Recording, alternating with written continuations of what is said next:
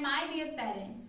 तो आज हम फिर से आ चुके हैं आप सभी स्टूडेंट्स के लिए नई एक्टिविटीज और पेरेंट्स के लिए नई गाइडलाइंस के साथ। जैसा कि कल मैंने आपको टॉपिक्स के बारे में जानकारी दी थी, उन्हीं टॉपिक्स को आज हम एग्जाम्पल्स के थ्रू और अच्छे से जानने की कोशिश करेंगे कि हमें अपने बच्चों को किस प्रकार के रिसोर्सेज, किस प्रकार के ऑब्जेक्ट्स देने हैं जिससे कि वो पढ़ाई में पूर्ण तरीके से अपना मन लगा सकें। ये जो हमारा टॉपिक है वो टॉपिक ऑफ द डे हमारा एक हफ्ते तक का टॉपिक बनकर तैयार हो जाता है। मतलब आज की जो वीडियो है वो एक हफ्ते तक सिमिलर रहेगी, पर उसमें एक्टिविटीज डिफरेंट होती रहेंगी ताकि बच्चे को पढ़ाई करने में बोरिंग या उसका मन विचलित ना हो, कुछ ना कुछ रोज नया आप तक पहुंचाया जाएगा। तो चलिए हम शुरू करते हैं आज का topic of the day introduction से। तो आप जैसा कि ग्रे बोर्ड पर देख रहे हैं टॉपिक ऑफ द डे ये हमारे 7 टॉपिक्स हैं जिनको हम कवर करेंगे। पहला टॉपिक है हमारा ग्रीटिंग। जब हम ग्रीटिंग की बात करते हैं, ग्रीटिंग का अर्थ होता है अभिवादन। अभिवादन मतलब जब बच्चा सुबह उठता है, सुबह उठने से लेकर किसी से मिलने तक, कोई शाम के समय आपको उसे किन शब्दों को सिखाना है। जब हमारा बच्चा सुबह उठे हम उसे कहें गुड मॉर्निंग, तो बच्चा इस प्रक्रिया में लगातार आता रहेगा क्योंकि हमें ये प्रक्रिया रोज करनी है, रूटीन में लाना है कि जब भी आप किसी से सुबह मिलें या सुबह हम जो भी काम कर रहे हो, पहले हमें व्यक्ति को अभिवादन करना है। इसका मतलब हमें उसको गुड मॉर्निंग कहकर संबोधित करना है। आपको बच्चे को इंग्लिश के साथ साथ हिंदी भी बतानी है क्योंकि हम बच्चे के दोनों लैंग्वेज यानी बाइलिंगुअल बनाना चाहते हैं। तो जब हम बच्चे को गुड मॉर्निंग बताएं, उसके साथ ही शुभ प्रभात भी बताएं। आज का हमारा पहला वर्ड था good morning. Now our second word is good evening. शाम के समय जब बच्चा कहीं खेलने जाए, जब कोई उसके घर पर आए या बच्चा कहीं से बाहर से आए, तो हमें बच्चे को ये बताना है कि आपको गुड इवनिंग बोलना है। हमारा नेक्स्ट वर्ड है हाय, हेलो।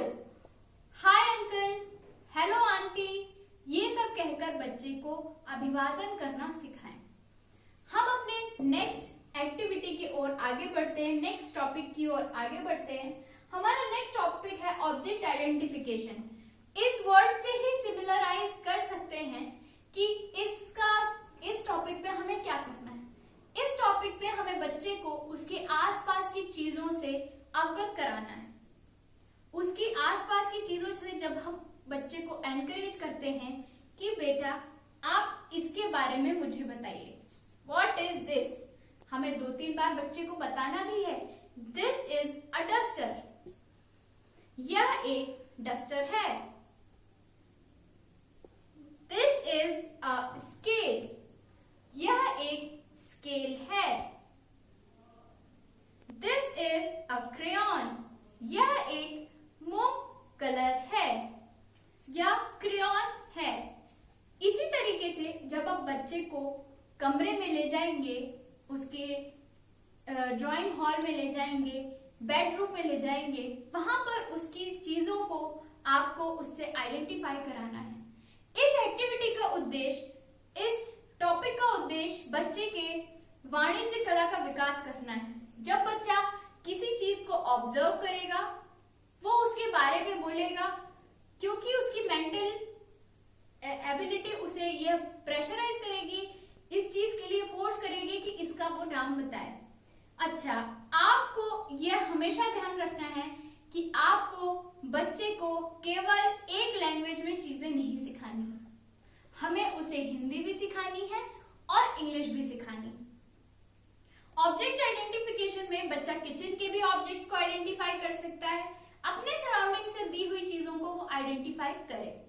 इसके लिए आप सभी पेरेंट्स को ध्यान रखना होगा कि जब भी बच्चा कोई चीज ऑब्जेक्ट आइडेंटिफाई करे, हो सकता है वो अपनी मदर टंग में आइडेंटिफाई करे, पर हमें उसे उसकी इंग्लिश, उसका हिंदी और उसका अर्थ जरूर समझाना है।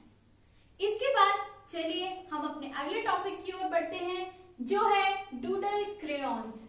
ये एक बहुत ही फन एक्टिविटी होने वाली है बच्चों के लिए। हमें डूडल क्रेयॉन्स की हेल्प से बच्चे को लिखना सिखाना है। हमें बच्चे को लिखना सिखाना है।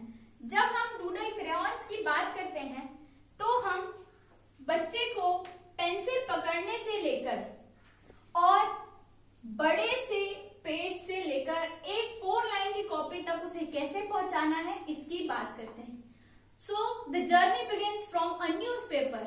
न्यूज़पेपर आप सभी के घरों में मौजूद होगा। आप अपनी सुविधा अनुसार चीजों का इस्तेमाल करें। न्यूज़पेपर में जब आप बच्चे को कहेंगे कि ये पेंसिल पकड़िए और लिखिए, नर्सरी और एलकेजी के बच्चे पेंसिल इस तरीके से पकड़ते हैं। हमें बस इस एक्टिविटी के दौरान इसका ध्यान रखना है कि बच्चा जो है वो पेंसिल को सही ढंग से पकड़े। सिर्फ हमें इस एक्टिविटी के दौरान बच्चों को पेंसिल पकड़ना ही सिखाना है। इस तरीके से पेंसिल पकड़ना गलत है, उन्हें इस बारीक की जानकारी दी जाए। जब बच्चा इसमें ड्राइंग करेगा या डूडल करेगा, इसके बाद हम उसके स्तर को धीरे धीरे कम करते जाएंगे। उसके बाद हमें उसे A4 size paper, drawing sheet, after it आप उसे 4 लाइन पेपर पे सिखाएंगे। जब हम बच्चे ने गोदना सीख लिया है, इसके बाद जब हम आगे बढ़ते हैं, आपको बच्चे को यहाँ पे कहना है कि आपको नूडल्स बनाने हैं। इसको थोड़ा और फन करते हैं, थोड़ा और इसमें फन डालते हैं। कैसे? आप बच्चे को लंच में नूडल्स भी दे सकते हैं। नूडल्स दीजिए और कहिए इसे देखकर बनाओ। कुछ बच्चे नूडल्स ऐसे बनाते हैं, कुछ ऐसे बनाएंगे, हो सकता है इसी में गोद और ज्यादा गोद दें। तो बच्चों की इमेजिनेशन को देखते हुए आप उन्हें सिर्फ पेंसिल को होल्ड करने के तरीके को ध्यान में रखेंगे। बच्चा क्या गोद रहा है उससे हमें कोई फर्क नहीं पड़ना चाहिए, क्योंकि हमें बच्चों की इस हैबिट को इंक्रीज कराना है।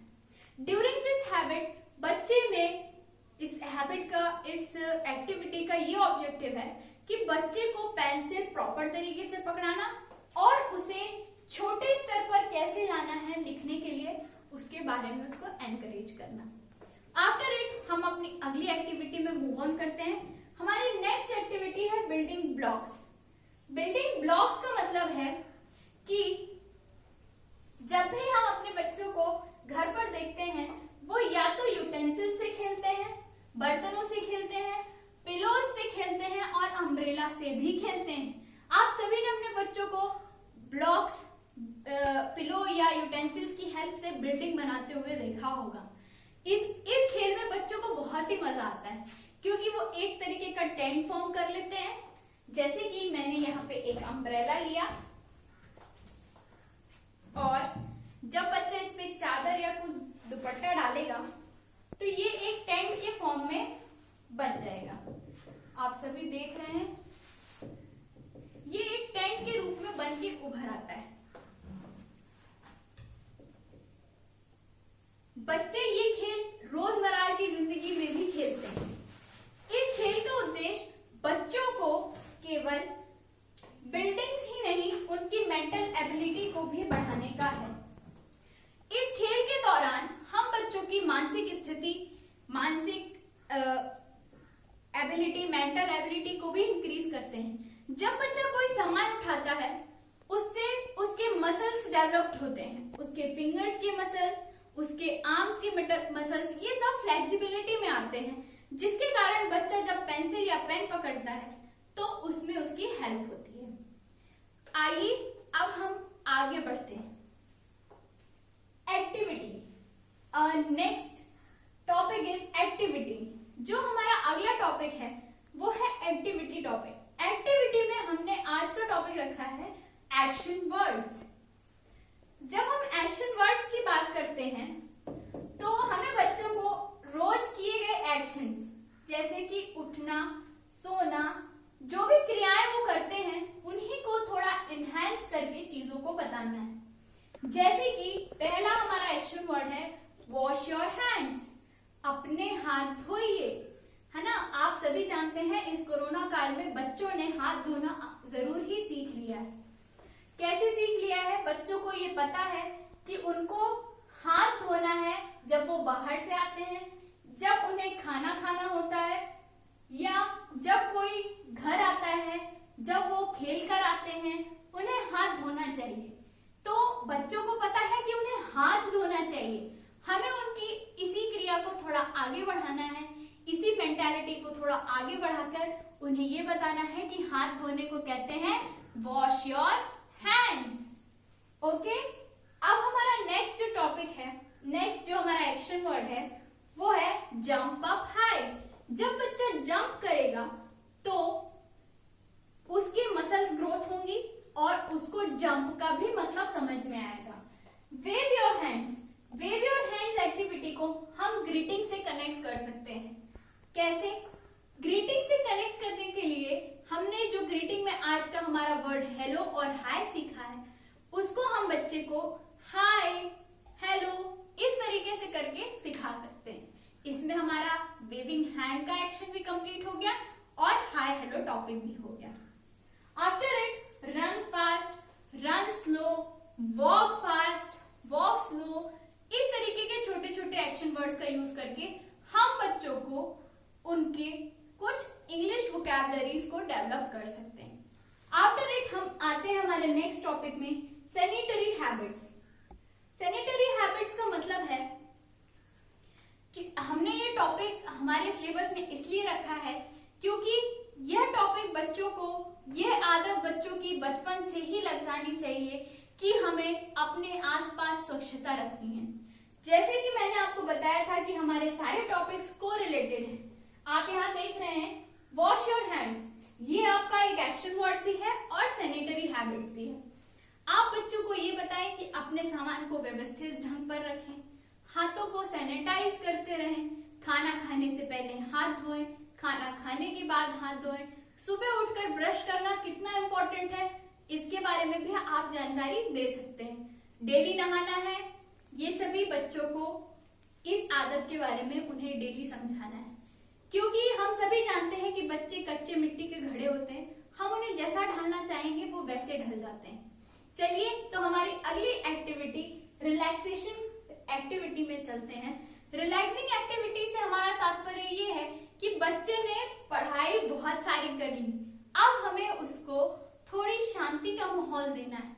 शांति का माहौल मतलब या तो आप उसका कोई फेवरेट गेम खेल लीजिए, जैसे लड़कियों का favourite game doll house, kitchen set, या लड़कों को कार ड्राइविंग, जो वो कार टॉयज प्ले करते हैं, या आप उसके अलावा म्यूजिक लगा दीजिए। हो सकता है बच्चे में डांसिंग स्किल बढ़ जाए, या आप एक एक्टिविटी जो हमारे विद्यालय में होती है बच्चों की छुट्टी के समय, उन्हें हम ब्रीद इन ब्रीद आउट करना सिखाते हैं। ब्रीद इन मतलब सांस लेना, ब्रीद आउट मतलब सांस छोड़ना। ड्यूरिंग दिस प्रोसेस लंग्स और हमारी जो ब्रीदिंग पाइप है उसका बहुत ही अच्छा सामंजस्य बैठता है और इस तरीके से बच्चे में एक रिलैक्सेशन की प्रोसेस आ जाती है। हम सभी लोगों ने देखा है एथलीट जो होते हैं, जो एथलीट होते हैं, वो जब भी थक जाते हैं वो ब्रीद इन और ब्रीद आउट की ही प्रोसेस करते हैं। क्यों? क्योंकि इससे उनकी सारी थकान मिट जाती है। जब भी बच्चा खेल कर आए आप उसे ब्रीद इन ब्रीद आउट करना सिखाएं, इससे बच्चे को फ्यूचर में भी हेल्प मिल सकती है। जैसा कि हमने आज के सारे टॉपिक्स को कंप्लीट कर लिया और मैंने आपको बताया था कि ये एक हफ्ते का पूरा टॉपिक है।